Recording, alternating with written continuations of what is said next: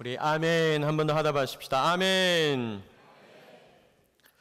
여러분, 찬양대가 찬양하는 것은 우리가 드리는 찬양의 대표로 하는 겁니다.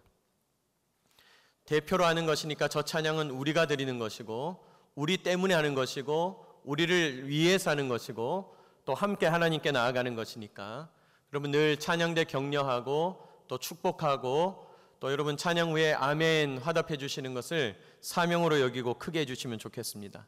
자, 우리 의미를 밝히 알게 되었으니까 한 번 더 아멘 하고 박수합니다. 아멘. 감사합니다. 고맙습니다. 잠시 기도하겠습니다. 사랑하는 주님, 저희에게 예레미야를 묵상하는 때를 허락하여 주시고, 또 예레미야의 말씀을 통하여서 지금도 주일 예배로 말씀하여 주시니 감사합니다.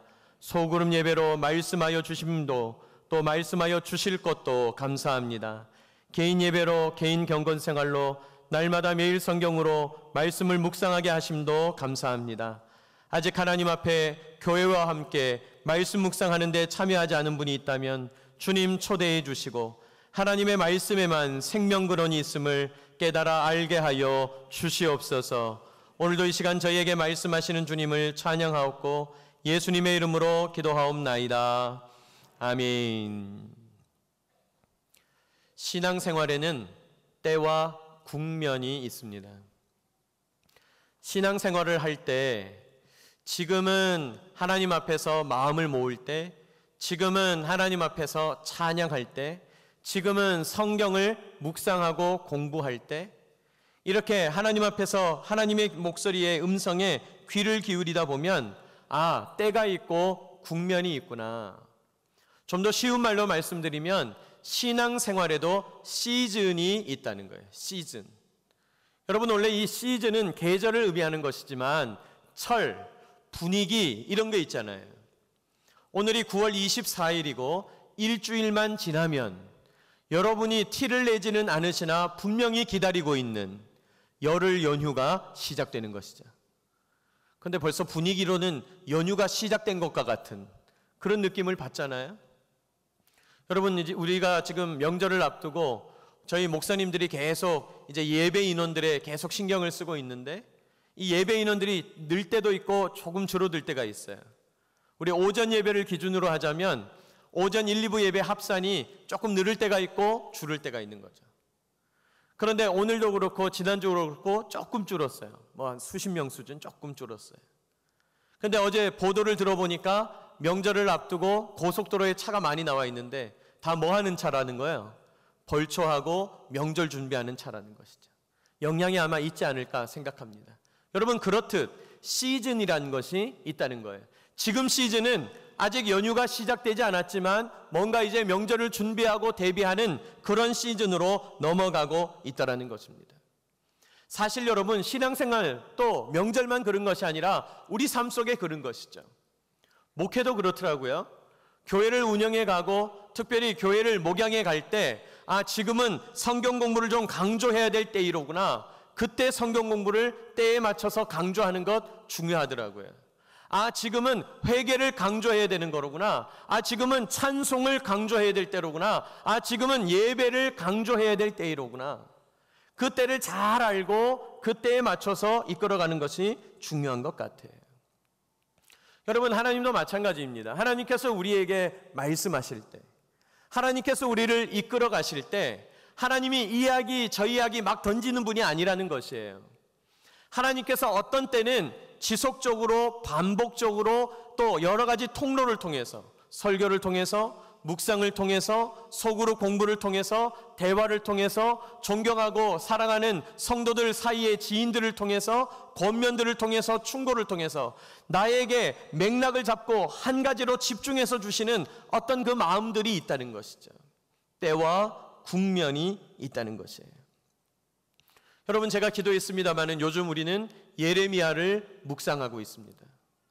요즘 우리는 예레미야를 묵상하고 있어요. 예레미야 말고 안드로메다에 가신 분 돌아오십시오. 예레미야 말고 다른 데 가신 분들 좀 돌아오세요. 여러분, 지금 우리 교회는 함께 예레미야를 묵상하고 있어요. 목사님 또 언제 예레미야로 바꾸었대요? 그전까지 신약이었던 것 같은데 이러지 마시고, 여러분, 교회가 공동체 예배와 소그룹 예배와 개인 예배를 지금 예레미야로 같이 묵상하며 가고 있습니다. 저는 예레미야 묵상하면서 특별히 이번 주에 하나님 어떤 말씀으로 공동체 예배를 드려야 될까요? 기도하는 가운데 3장과 4장 이번 주 말씀을 쭉 읽는데, 여러분 3장 4장 내내 심판에 대한 이야기, 하나님께서 질책하시는 이야기, 하나님께서 너희 백성들의 죄악을 가만두지 않겠다 이야기하시는 그런 심판의 이야기라서 사실 마음이 좀 힘들었어요. 그런데 기도하는 가운데 그런 은혜를 주시더라고요. 여러분, 하나님께서 계속해서 매일매일 예레미야를 통해서 심판의 이야기를 주시는 것은 우리에게 회개하라라고 하는 말씀을 주시기 위함이에요. 그러니까 여러분, 이제 우리 공동체가 같이 예레미야를 묵상할 때에 같이 이 예레미야 말씀 속에 있는 여러 가지 분위기들을 만나게 될 텐데, 지속적으로 우리에게 주시는 말씀은 회개하라. 그러니까 지금은 어떤 시즌이냐? 회개 시즌이다. 회개하는 모드로 들어가야 한다. 회개에 대해서 좀 생각해 봐야 되겠다. 그렇게 생각하게 되었어요. 여러분, 반복되는 말씀이 늘상 지적하는 말씀, 죄를 꾸짖는 말씀이라서 지칠 수 있어요. 저도 묵상을 오래 하고 묵상을 지도를 오래 해보니까요, 여러분들이 이렇게 도움을 요청해요. 목사님, 예레미야 말씀이 계속 반복되니까 힘이 들어요. 힘이 들어요. 심판의 말씀이 계속 반복되니까 힘이 들어요. 레위기와 같이 딱딱한 율법의 말씀이 계속 반복되니까 힘이 들어요. 그렇게 생각할 수 있어요. 그러나 여러분, 그 말씀에 힘들게 묵상하는 것도 있지만은, 좀 힘이 들지만은 그때는 그렇게 씨름하면서 넘어가는 거예요. 심판의 말씀이 다가옵니까? 하나님께서 나에게 철저하게 내 삶 구석구석을 들여다보기 원하시는구나, 회개 모드로구나, 지금은 회개하는 시즌이로구나, 그렇게 받아들이면서 들여다볼 필요가 있겠다는 것이죠. 그래서 오늘 저는 회개함으로 누리는 복이라는 제목으로 말씀을 나누려고 해요. 크게 두 가지입니다. 회개함으로 누리는 복을 이야기하기 전에 회개라는 것이 과연 무엇인가? 오늘 하나님께서 3장과 4장을 통하여 우리에게 회개가 무엇이라고 가르쳐 주시는가? 우리가 그것을 한번 들여다보길 원해요. 참된 회개가 무엇인지 알면 회개를 통하여 주시는 복을 받아 누리게 된다는 것이죠. 참된 회개는 무엇입니까? 참된 회개는 이것입니다. 우리 성경 펴 놓으셨으면 3장 23절 말씀 같이 한번 읽어보십시다. 3장 23절 시작.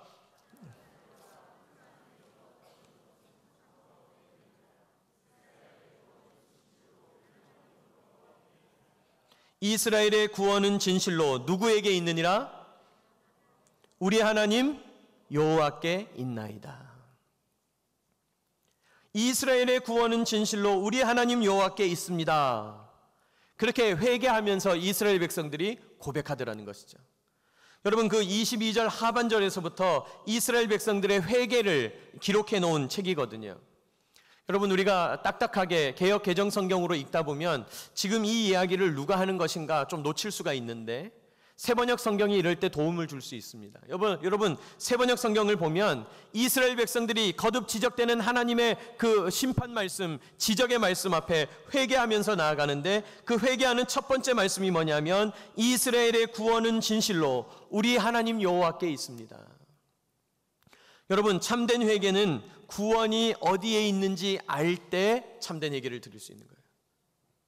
따라합시다. 구원이 어디에 있는지 알 때, 우리의 구원은 어디에 있는가 그것을 알게 될 때 참된 회개를 할 수 있다는 것이에요. 여러분, 많은 사람들이 회개는 주님 잘못했습니다, 용서해 주십시오, 이게 회개라고 생각해요. 맞습니다. 그거 회개입니다. 주님 제가 이런 거 잘못했습니다, 용서해 주십시오. 그런데 회개해 보시면 아는데 회개한다고 해서 한 번에 고쳐지지 않아요. 회개하더라도 반복적인 습관 때문에 계속 죄를 지을 수도 있어요. 그런데 여러분, 회개를 효과적으로 제대로 진심으로 하는 방법은 뭐냐면, 주님 이거 잘못했으니까 용서해 주십시오, 비청산하듯이 먼지 털듯이, 그것이 회개뿐 아니라 진짜 회개는 이스라엘의 구원이 우리 하나님 여호와께 있음을 고백하는 것입니다. 여러분, 그 말이 뭡니까?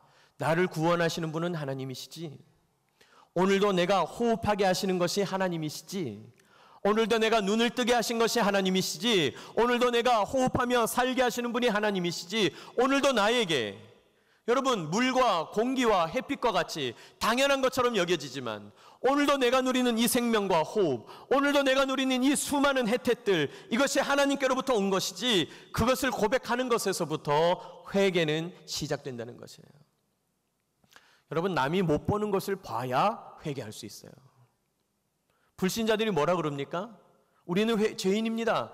회개해야 됩니다. 그러면 불신자들은 뭐라 그래요? 제가 뭘 잘못했습니까? 나는 나름대로 성실하게 살았습니다. 나는 나름대로 자수성가했습니다. 열심히 노력하고 있습니다. 군에서 충성합니다. 가정을 위해서 애썼습니다. 내가 뭘 잘못했다고 자꾸 나보고 죄인이라 그러는 거요? 라고 생각합니다. 그러나 구원이 하나님께 있음을 아는 사람은 그 하나님 앞에서 참된 회개를 내려놓게 된다는 거예요. 여러분, 참된 회개를 하려면 구원은 어디에 있는가를 고백해야 합니다. 이스라엘의 구원은 진실로 우리 하나님 여호와께 있음을 고백하는 저와 여러분 되시기를 축복합니다. 두 번째로 참된 회개는요, 무엇을 버릴 것인가, 이걸 잘 기억해야 돼요. 회개는 잘못했습니다 수준이 아니라 악한 것, 잘못된 것, 그릇된 것을 버려야 하는 것이거든요. 그런데 특별히 하나님은 예레미야를 통해서 이것을 버리라고 말합니다. 여러분, 1절 말씀을 제가 읽습니다.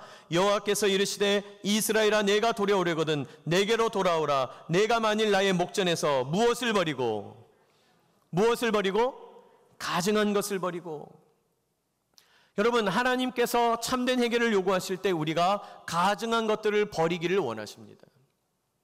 제가 아까 우리 안수 집사님 기도하실 때 좀 설교자라 한 영이 되는 것 같아서 참 감사했는데, 오늘 제가 회개에 대해서 말씀하려고 그랬는데 그래서 그런지 더 많이 회개하신 것 같아요, 기도의 내용에. 근데 여러분, 거기 회개의 내용 가운데 그런 얘기 하셨죠? 우리의 욕망과 야망을 우상으로 삼는.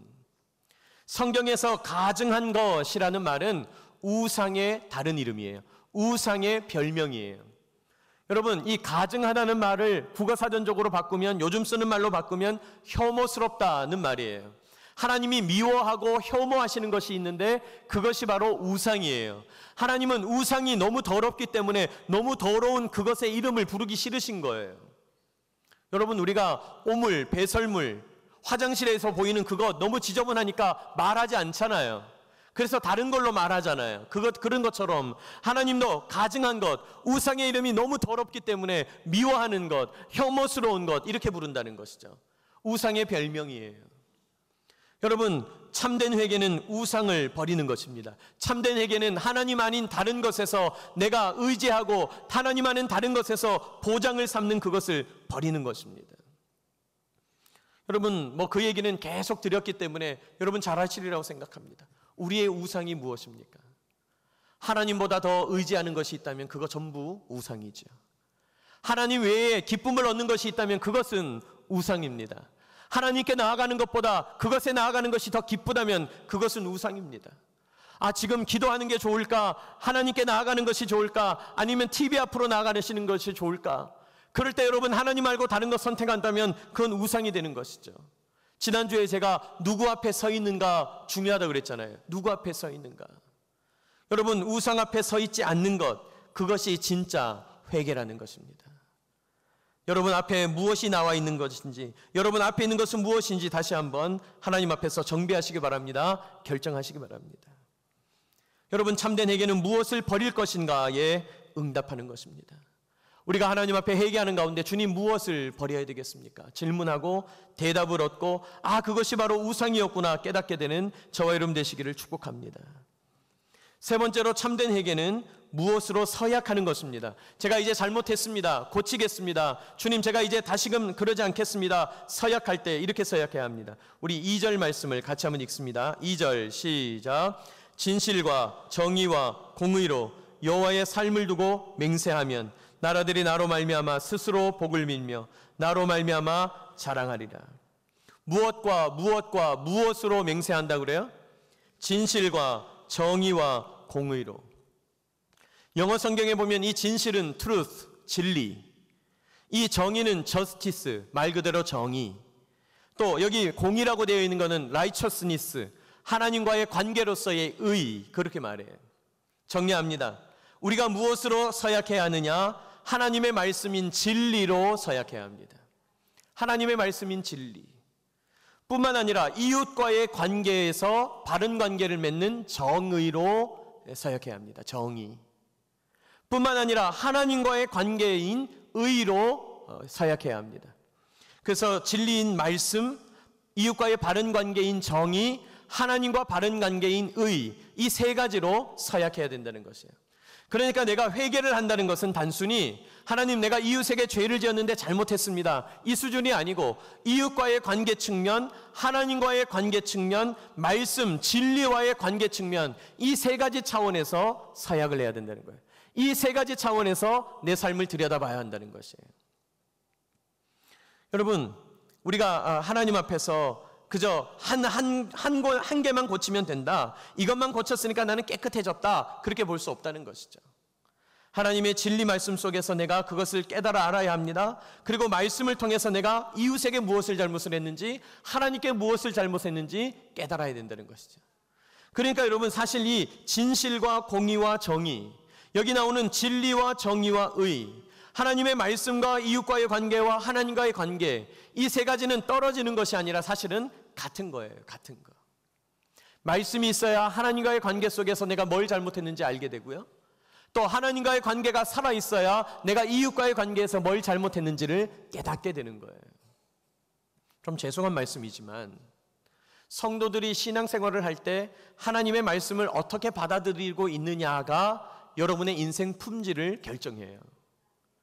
여러분, 말씀을 대충 받아들이는 사람은 죄송해요, 이웃과의 관계도 대충할 가능성이 있어요. 하나님과의 관계도 대충할 가능성이 있는 거예요. 다른 측면도 마찬가지입니다. 이웃과의 관계를 잘 못 맺는 사람은 하나님과의 관계도 잘 맺지 못하고 하나님의 말씀 앞에서도 진지하게 서지 않을 가능성이 있다라는 것이에요. 이 세 가지, 진실과 공의와 정의는 같은 거예요. 하나예요. 하나이자 세계이고 세계이자 하나예요. 삼위일체 같은 거예요. 그리고 이 진실과 정의와 공의로 하나님 앞에 서약하는 거예요. 우리가 하나님 앞에 회개할 때 하나님과의 관계에서 내가 잘못한 것은 없는지, 이웃과의 관계에서 나는 잘못한 것이 없는지, 말씀에 비추어 보아 나는 잘못한 것이 없는지 날마다 들여다 보아야 한다는 것입니다. 무엇으로 서약하는가? 회개하는 가운데 우리가 그것에 잘 집중해야 합니다. 또 네 번째로, 참된 회개는요, 뭔가 필요한 대가가 있다는 것이에요. 어떤 대가를 치르는가? 여러분, 회개할 때 분명히 하나님은 우리에게 대가를 요구하십니다. 예수님이 십자가에서 못 박혀 죽은 것, 그 대가 때문에 우리가 하나님 앞에 용서함을 받는 거 아니에요? 원래 양 잡아 죽이듯이 우리를 잡아 죽이셔야 우리 죄는 해결될 수 있는데 예수님의 십자가 때문에 우리 죄를 해결해 주신 것이죠. 대가가 있다는 것이죠.